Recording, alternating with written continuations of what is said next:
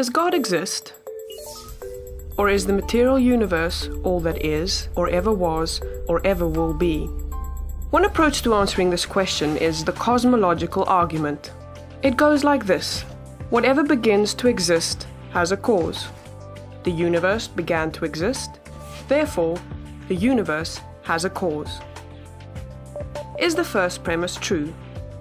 Let's consider. Believing that something can pop into existence without a cause is more of a stretch than believing in magic.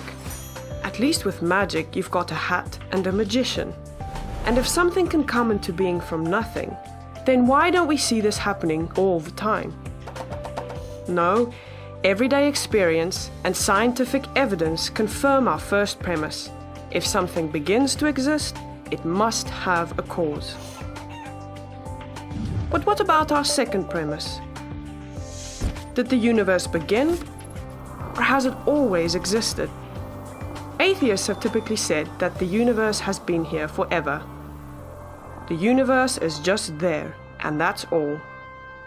First, let's consider the second law of thermodynamics. It tells us the universe is slowly running out of usable energy, and that's the point. If the universe had been here forever, it would have run out of usable energy by now. The second law points us to a universe that has a definite beginning. This is further confirmed by a series of remarkable scientific discoveries. In 1915, Albert Einstein presented his general theory of relativity. This allowed us, for the first time, to talk meaningfully about the past history of the universe. Next, Alexander Friedmann and George Lemaitre, each working with Einstein's equations, predicted that the universe is expanding. Then in 1929, Edwin Hubble measured the red shift in light from distant galaxies.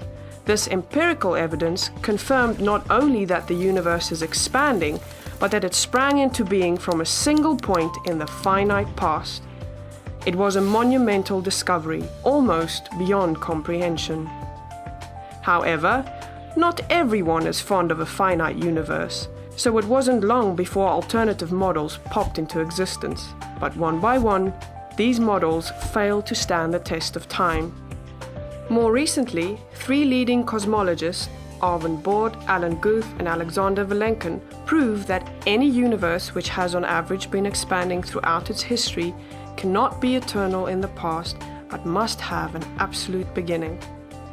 This even applies to the multiverse, if there is such a thing. This means that scientists can no longer hide behind a past eternal universe. There is no escape. They have to face the problem of a cosmic beginning. Any adequate model must have a beginning, just like the standard model. It's quite plausible then that both premises of the argument are true. This means that the conclusion is also true. The universe has a cause. And since the universe can't cause itself, its cause must be beyond the space-time universe. It must be spaceless, timeless, immaterial, uncaused, and unimaginably powerful, much like God. The cosmological argument shows that, in fact, it is quite reasonable to believe that God does exist. بسم الله الرحمن الرحيم قل هو الله أحد الله الصمد لم يلد ولم يولد ولم يكن له كفوا أحد